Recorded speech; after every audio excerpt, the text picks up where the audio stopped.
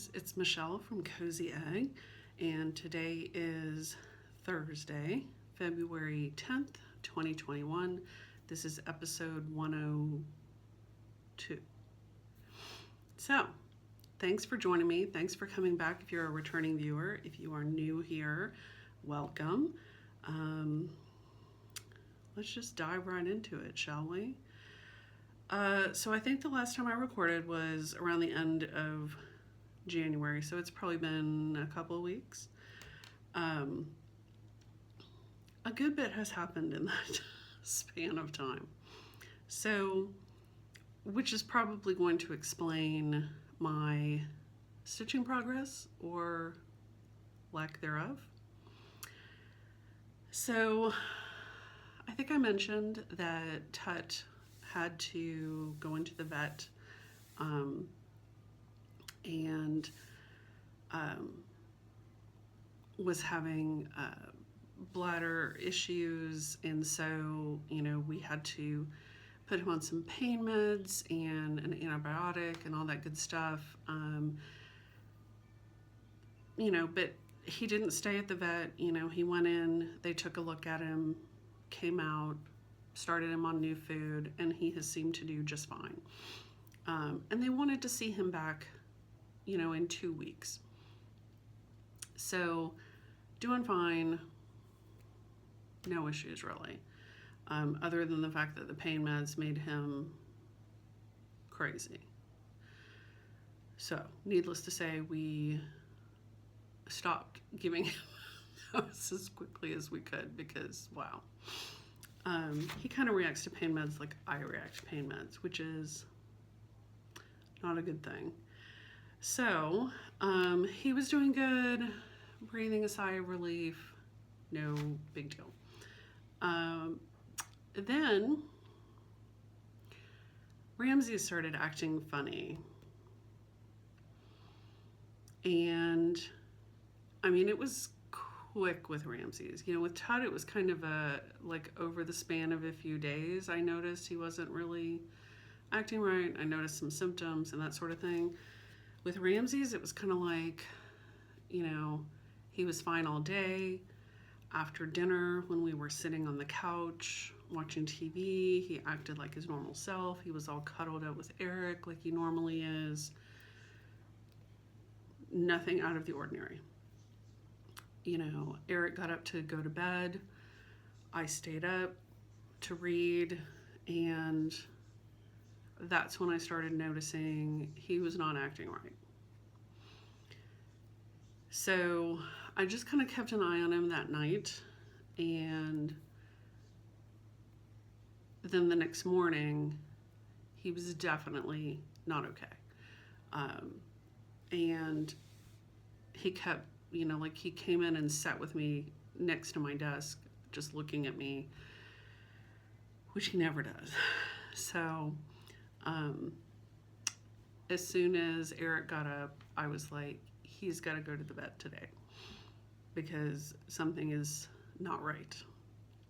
So, I took him to the vet that afternoon, and they took him in, and of course, the way things are right now, the way that our vet is handling things is you pull up and they have their parking spaces numbered. You call, you tell them what space you're in, who you're bringing in. They come out and get them, bring them in, do their thing, and then the vet calls you,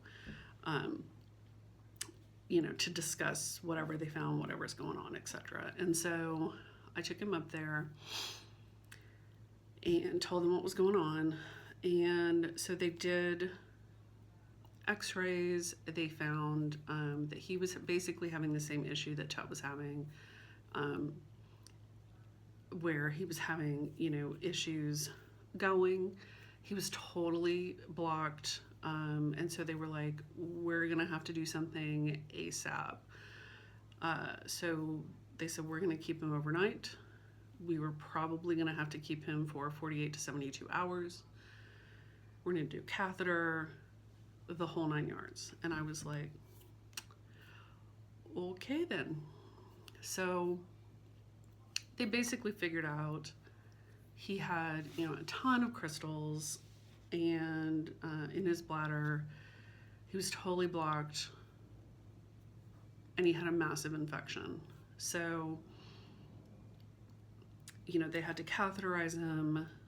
They, gave him antibiotics. They gave him fluids. And then it was just sort of we wait and see how things go. Needless to say, the 3 days that he was at the vet were super hard. And we took him in the day before Tut was due to go back for his 2-week checkup. So, after figuring out that Ramses was having the exact same issue, just way more severe, we started to get suspicious that it may have been their food. And I don't know if it was, because we've been, we're very careful about the kind of food that we give them. I always want to make sure that it doesn't have a bunch of junk in it, and that, that it's high quality, etc. So we had to switch their food several months ago because we had a problem with the food that they had been eating. And so we don't know if this was this particular bag that was a problem. We were kind of about halfway through the bag, or if this was switching to this food was kind of a slow buildup, where it just kind of hit both of them at once. Don't know. And I can't say for sure that it was their food. And I can't say for sure if it was their food, if there was something wrong with the food, or if this was just their little bodies did not react well to it for whatever reason. But because they both had the same issue at basically the exact same time, it's just suspicious. And my guess is they probably both started to have issues at the same time, but Ramses wasn't presenting with symptoms like Chet was, and so he probably went 2 weeks untreated, which is why I think his was so much worse. But that's all just speculation. So anyway, so Ramsey stayed for 3 days, basically. He came back home last week. I think I went to pick him up on Thursday, so a week ago today. And he has been fine. He was not great when he came home. You could tell he was in some pain. He was having difficulty walking, jumping, etc. He's much better. We did give him pain meds. He did fine on them. Thank goodness.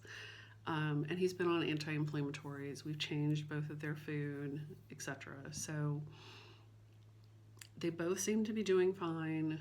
Ramses, I think, goes back to the vet next week, maybe, to kind of check up on him and see how he's doing. And really the key thing is going to be, is this a one-time thing or is this a recurring issue? And if it's a recurring issue, then it may require surgery, etc. So all that being said, that's been a whole lot going on, and just worry and, what have you. So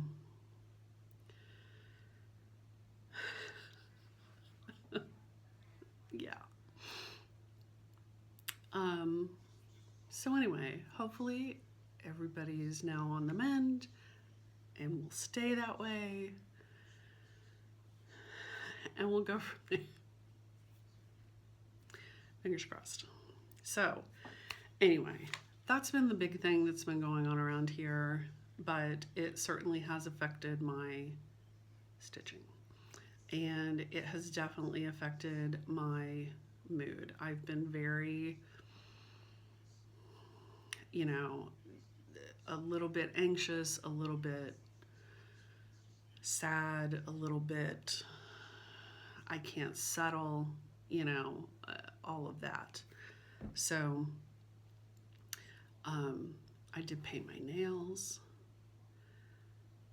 which is this beautiful kind of rusty burgundy blood red kind of color by OPI called Romeo and Joliet, and I love it. It's fantastic. So, and I also put on lipstick. This is my sort of fake it till you make it kind of attempt, because it does make me feel better. So, all right, let's talk stitching, shall we? What there is of it. So at the end of January, I was working on Sarah Ann Banton, which is the antique sampler that I reproduced for the Tudor Rose Sampler Guild. And if I can get this out, I will show you a crappy printed photo of what it looks like.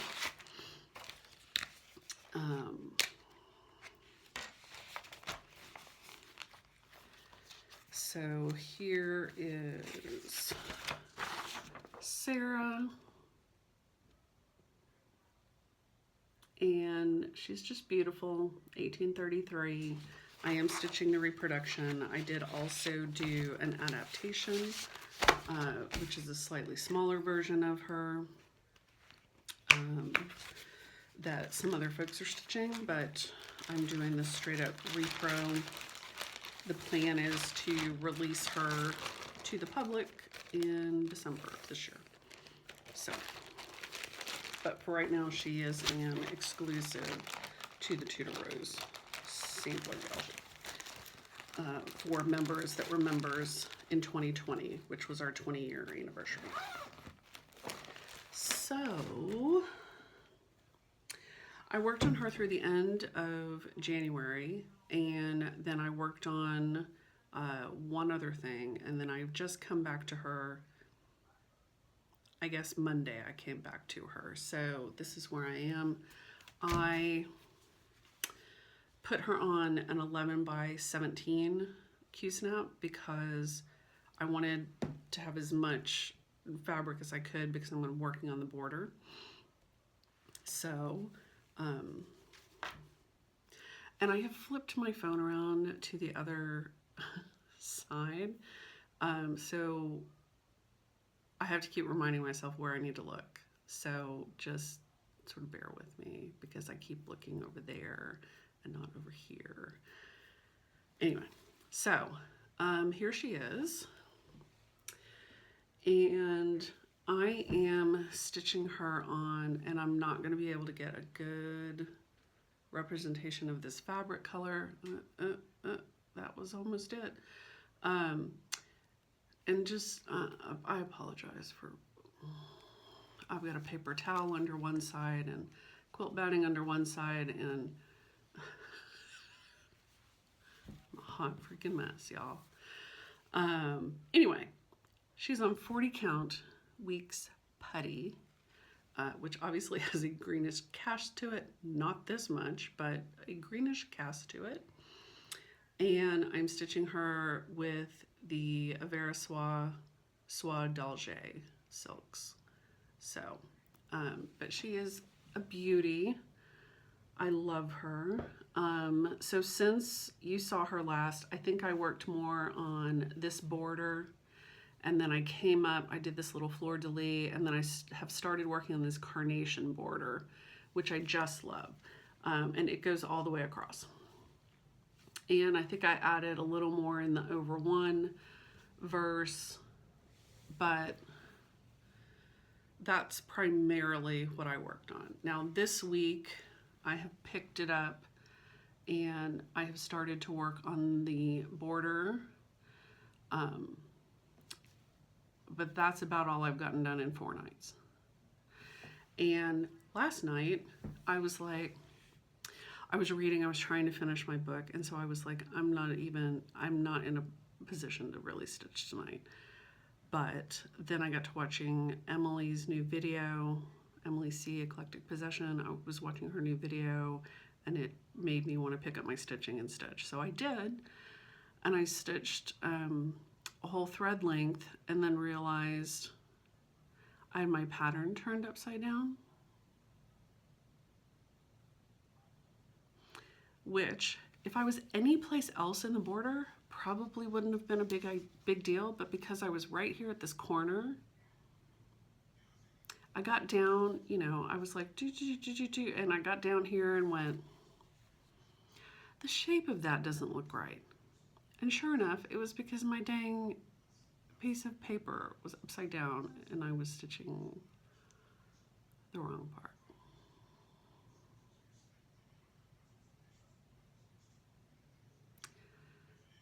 So all of that I did last night came back out, and maybe we'll try again tonight. So, but I think she's really pretty. I really enjoy her. As you can see, this is as wide as she's going to be. And then I think this is probably about a third. I'm not quite to the halfway mark down, but you can see I've got all this extra baloney down here. So, yeah. I love her. I had my Tudor Rose needle minder on there. But the thing that I'm finding with Weeks fabric, which I had sort of forgotten, is that it has a tendency that if you clamp over it, like with your Q-snap, if you clamp over it, if you put a needle minder on it, directly on it, etc., it has sort of a tendency to get sort of a shiny spot that you cannot get rid of. So, as you can see, I'm super careful about when I clamp over my fabric, except down here, like where I've got my fabric doubled over, I just, you know, clamp onto my fabric. But everywhere else, I make sure I put something underneath it, because otherwise I end up with these sort of shiny lines. And I've only noticed it happening on Weeks. I don't know why, but so that's why my needle minder is down here, sort of holding my fabric. I will occasionally put my, you know, my chart on top of it and then clamp, you know, do my needle minder over that so it's not right up against the fabric, but still. I don't want to end up with a big shiny spot in the middle of my fabric, and I already have one that I can sort of see, so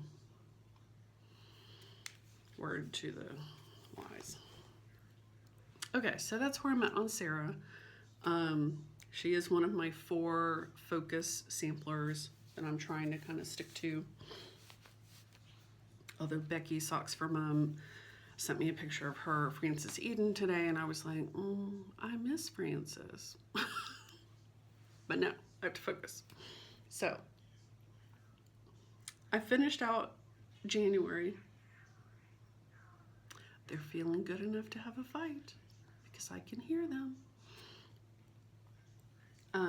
I finished out January working on Sarah, and then the first week in February, I decided to switch over to Hannah Tingy by Scarlet House. So here is Hannah, and I have it on good authority that Tingy is the correct way to pronounce it. So I very much, can you hear that? I very much appreciate knowing that that is the correct pronunciation. So that's Hannah, Scarlet House, and this is a sale that Christy from Crosshatch Quilts is running, and we started this at Thanksgiving, and she was just sort of calling to me, and so I picked her back up, and I thought I'm just going to spend a week on her and see what I can get done. And it's funny because when I picked her up, my friend Sylvia was like, you're in the exact same place with her that you are on Sarah. And she's right, because I basically, I basically have this little corner of the border done, some over one verse, and then this flower band. And it's like, you're right, I'm basically in the exact same place on this sampler that I am on the other sampler. But different colors, different fabric, etc. So here's where I'm at. And so basically, when I picked her up, I sort of worked down here. So, and I worked on finishing out these little strawberries. I had their leaves and the first part of them stitched. I just had to do kind of those, the tips of them. So I got all of those done. And then I worked down here. So I did this little moth, this little thing, the big moth, which I'm completely in love with. And hopefully you can see that. Completely in love with that moth. And then I have started on the deer, which I'm super excited about. And so this right here, this is basically page 1. And that was my goal, was I wanted to get to page 1 on this, get page 1 finished. And I accomplished that, plus a little bit more. So I think it ends, you know, kind of right here with this border. So I was really happy to finish that out. I am stitching this on 40 count buttercream by Lakeside with the called for NPI silks and my little strawberry upside down needle minder from Amy Baruch, which I just love. I love these little tiny needle minders. So, love it. Love it. Enjoyed every minute of this, and I tell you what, just getting down here to this was a whole lot of fun to stitch. Love it. So I worked on her for basically a week. I think I went through Sunday stitching on her, and then Monday night I picked Sarah back up, and you saw where I got to on that, or you know how little I got to on that. So plans, I'm going to continue on with Sarah through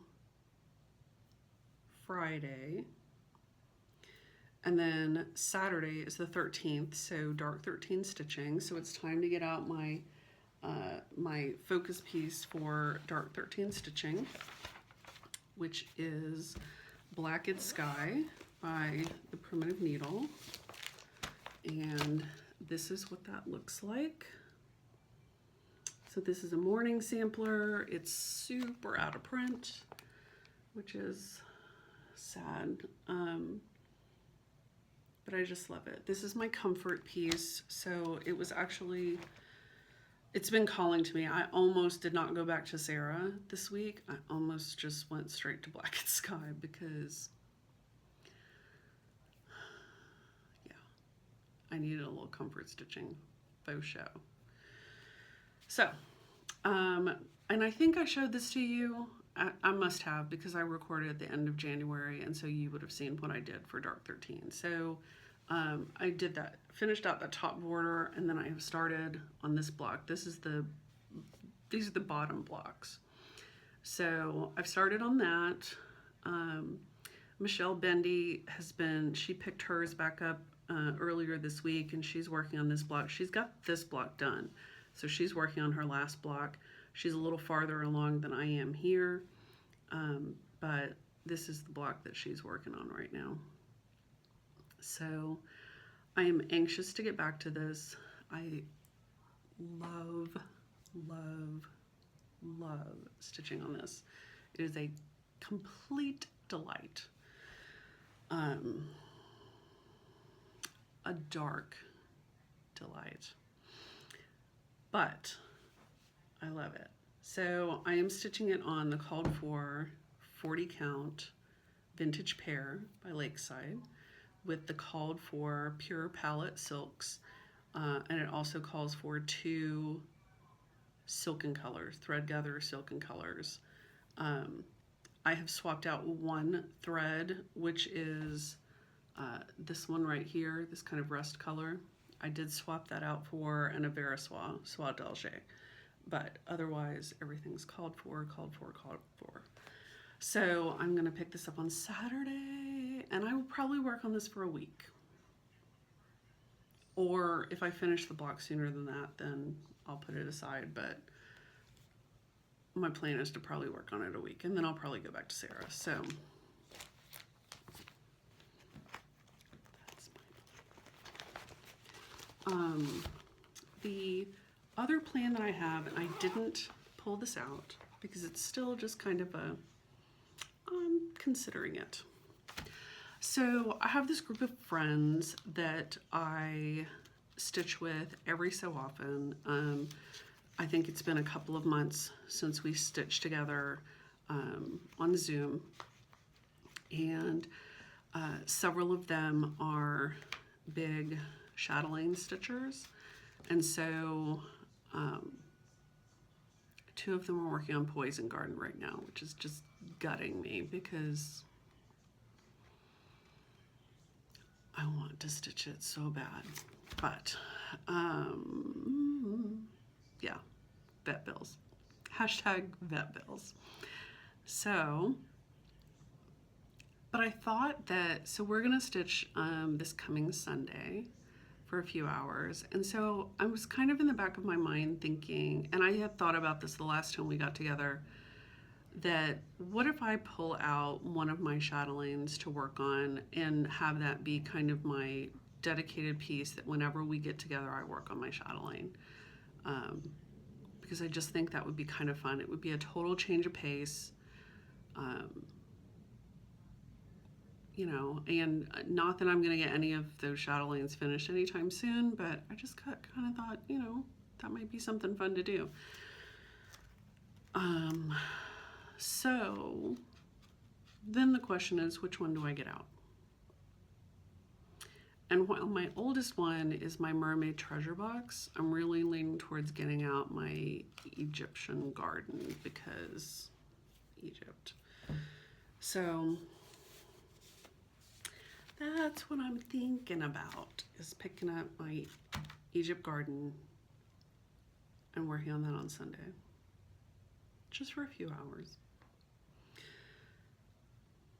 But I didn't get it out because it's still just sort of a thought. So I might do that, I might not, but I'm kind of leaning towards doing that. So the other thing that I talked about was doing some finishing of a couple of pieces. Here's how far I got. I cut them out and I sewed them together. That's how far I got. They need to be filled and then they need to be closed up, but I've at least made it this far. So these are Primitive Hair, the Sabbath freebies that she has on her blog. I had wanted to get this one done for in bulk on February 2nd. That ship has sailed. And then of course Astara is coming up in March, so maybe I have a hope of getting it done in time for that. But I just love these. I have stitched these two, and then I've also stitched Yule. Yule is the only one that is actually stuffed and finished, but it has been sitting in my meditation space basically year round because I don't have any of the others done.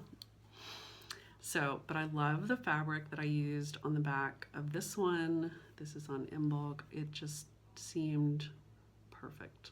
Kind of winter into, you know, the little flowers pushing up out of the ground, little snowdrops.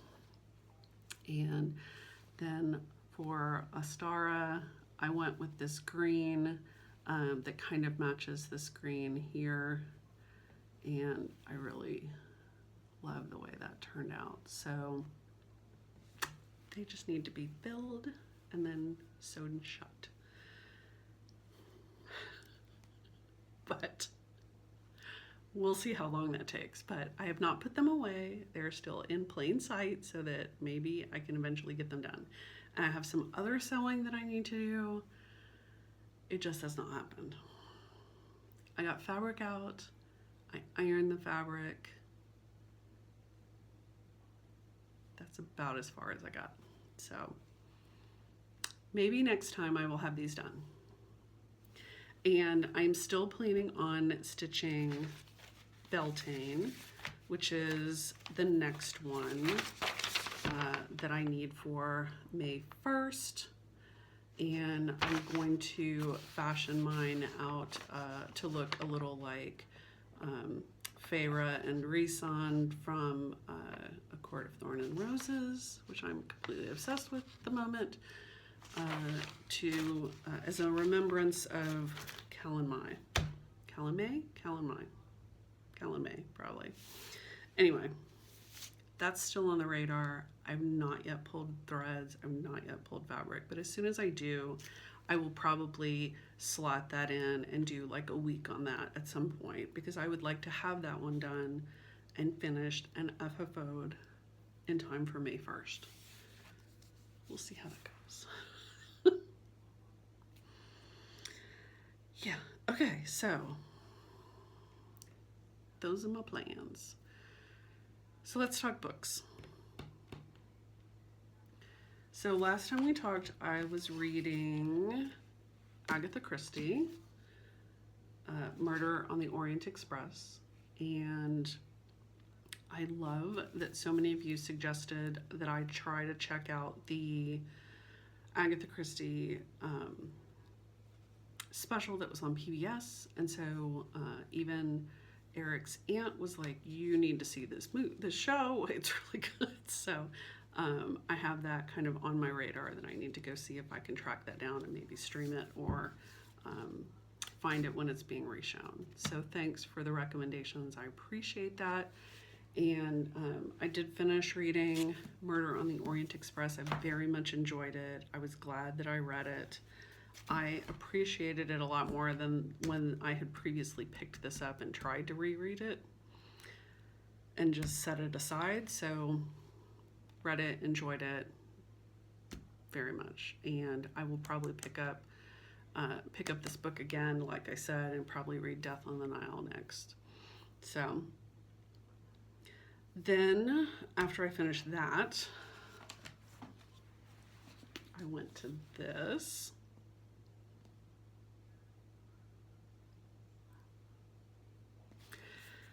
And I finished it last night. And let me just say, I think these books are better the second time around.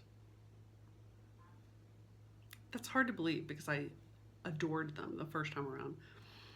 But I think I've re-fallen in love with them, maybe? I don't know.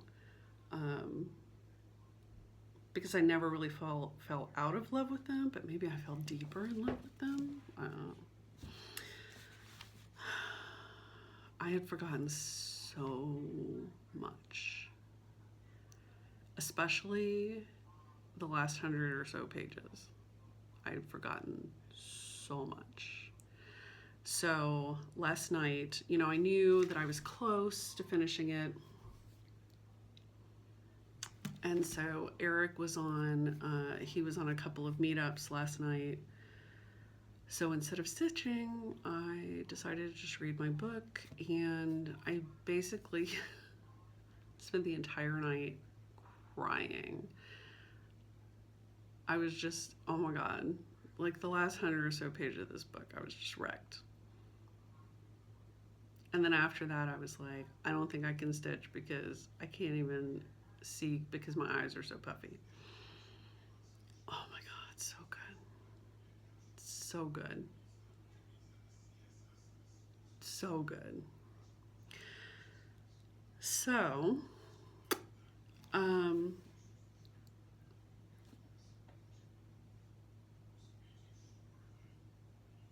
then of course, after I did decide to stitch, that was a bad idea. So I should have just stuck with my gut and not stitched last night. But okay, so this is book 3. Book 4 is A Court of Frost and Starlight, and they call it a novella. It's maybe half the width of this. So it's kind of like 3.5. But that's the next book, and since I have been buying these on the secondary market because I'm trying to get the original covers, because I mean, come on, look at how beautiful that is. And the dress that Feyre is wearing is modeled after a drawing that Charlie Bowater did of Rhys and Feyre. It's modified slightly, but that's what it was kind of based on, was the dress that she designed for her, which is just stunning. I don't know why they changed these covers, other than they just want you to buy the new ones, whatever.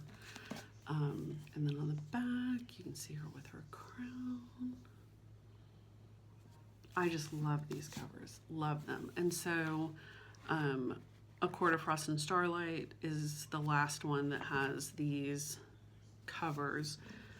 So I need to purchase that.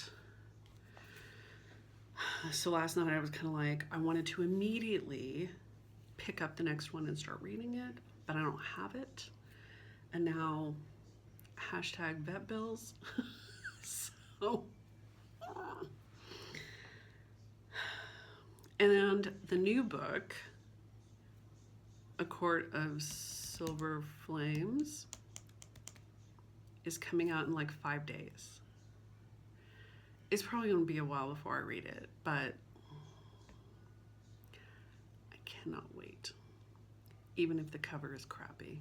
I can't wait to read it. So,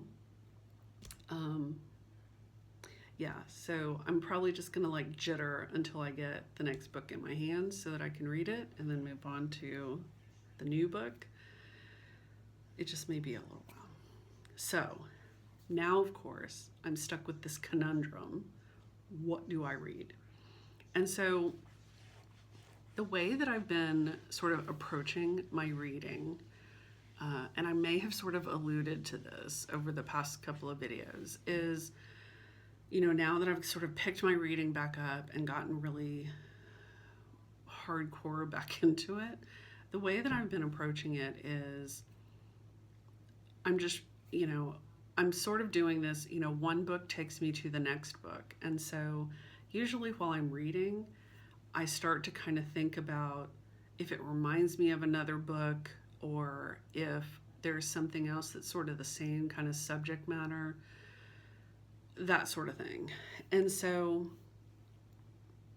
I'm loving it because it becomes sort of this, it's almost like 6 degrees of Kevin Bacon, right? So it's like one thing leads to the next thing, leads to the next thing, leads to the next thing, and they all sort of interrelate, which I'm loving. And I'll be honest with you, that's the way I'd really like to do my stitching, that I'm working on what's calling to me, and then the next thing, you know, like then like when I finish something, then I pick the next thing based on what I'm feeling and what I'm really excited about right then. And so the problem, of course, that I have is that I've never been in that space where I don't have so many whips that I'm trying to just get through the whips. And so sometimes I'm just working on whatever I'm working on because it just needs to get done, rather than having that ability to, I don't know if I'm explaining this very well, rather than having the ability of, you know, like I finished this book and now I want to go to this one because it's got a similar feel to it, or, you know, whatever. You know, I kind of went through my phase where I was reading like all of the, you know, books that take place on a campus in a library, sort of dark academia kind of feel to it. And now I'm kind of into my Court of Thorns and Roses, and yeah, I don't know. So now I'm in that space of, I don't have the next book to read. So what am I going to read?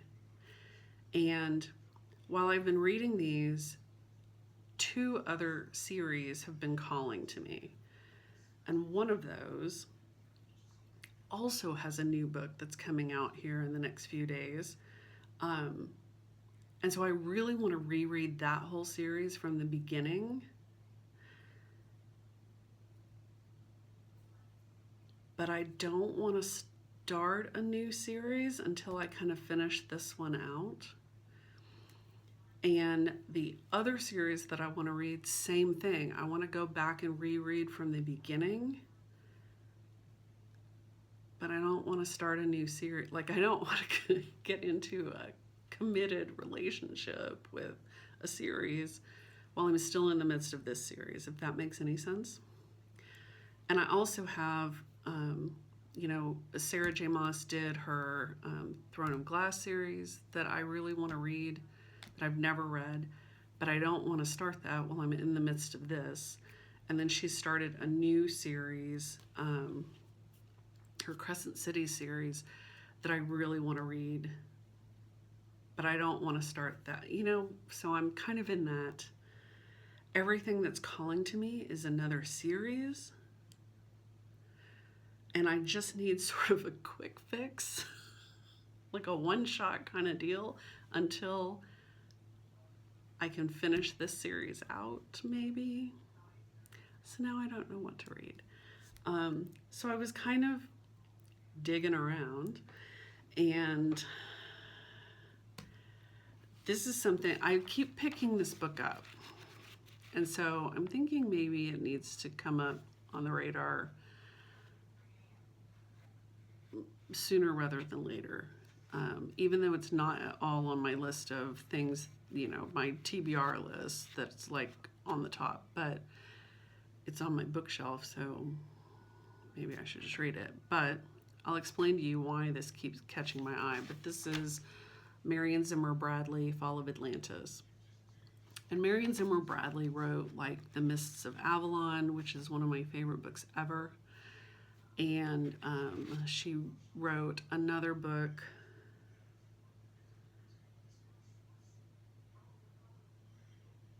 The Firebrand, which is also another one of my favorite books ever. I think she, in and of herself, is a little controversial, and I've heard some horrible things about her as an author, but it doesn't detract from how good those books are to me. It's kind of like the whole J.K. Rowling thing, right? So, anyway, I've not read this book, but it has been sitting on my bookshelf for a million years. As based on how cheesy that cover is, you can probably tell.